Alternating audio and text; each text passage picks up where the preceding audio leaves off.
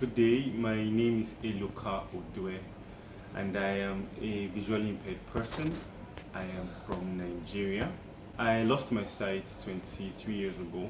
I had my first degree in political science and diplomacy. I'm currently studying for my master's program in peace studies and conflict resolution. What does digital literacy or what does the digital world mean to me? Very simply, it personally for me, digital literacy refers to your ability to be able to navigate the internet space. It refers to the connectivity that has been brought about by the internet globally, where you have different parts of the world connecting via the internet to access information, access content, entertainment, and anything you can think of. How accessible has the digital world been for me? It's not been 100% accessible, but it's been accessible to some extent. And I'll explain what I mean. Like I said, I've had all my education as a visually impaired person.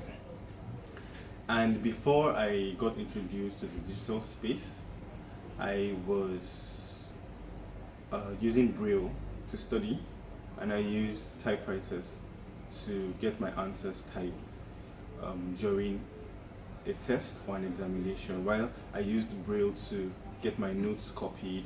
I read my textbooks in Braille and all of that. It was tedious actually, and I didn't have as much access to information or other materials as I would have had, because back then in secondary school we actually had specific textbooks brailled for us and sent all the way from Lagos. And if you needed to check other textbooks, you couldn't check because they were not brailled. So that particular one that has been brailled is all you had to study with.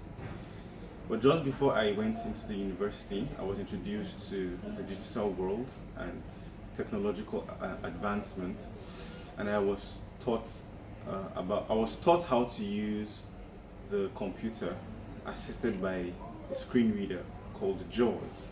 There are actually so many screen readers. You have the JAWS, you have NVDA, and so on and so forth. But I'm more comfortable using the JAWS. So I was introduced to this, and it opened a whole world of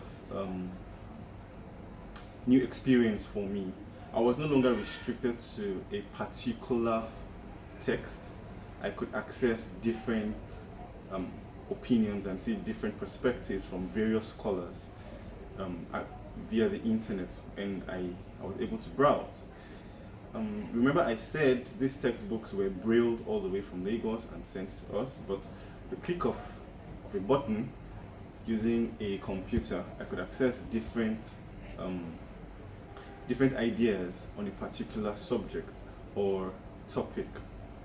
Alright, so to that extent, the digital world has been accessible for me because I've been able to access various kinds of materials, information, content, and what have you. But there are certain limitations to accessing the digital space for me as a visually impaired person. This is because in trying to have this content accessed, there are certain sites that are not visually impaired friendly. You have graphics, and the screen reader does not describe what those graphics are. And sometimes these graphics could be used to illustrate something that is important to what you are trying to study or the information you are trying to access at the time. But since the screen reader is not able to describe what that particular graphic is trying to illustrate, then you come up short in that regard. There are also cases where in trying to access the internet, I think this has to do more with the screen reader itself. It just hangs. So if, for instance, you're writing an examination and you are obviously you're going to be timed for this examination and you're having troubles with your screen reader not responding at some certain stages on the internet, it takes a lot of time away from you. So by the time you get that resolved or wait for the screen reader to start reading again, you've lost a certain amount of time. You may want to ask, has there been any technological advancement in terms of assisting with this access to information and all of that? Yes. For instance, on my Android phone, there's an app called Kibo. This app, you could use it to, for instance, you have pictures that have text in them, right? The normal screen reader that is used on this Android phone is called TalkBack, but that particular screen reader will not read whatever text that is on the picture you have on your phone. You know, you have people send you WhatsApp photographs with text in it and all that. You can't read it with a TalkBack screen reader. So there's an app called Kibo. When you use this app, you can extract the text from that photograph and then it reads it out to you. Finally, what recommendations would I make for this that would improve accessibility? I understand that most times you make updates to make your applications better and all that, but in making those updates, sometimes you shut people with visual impairment out.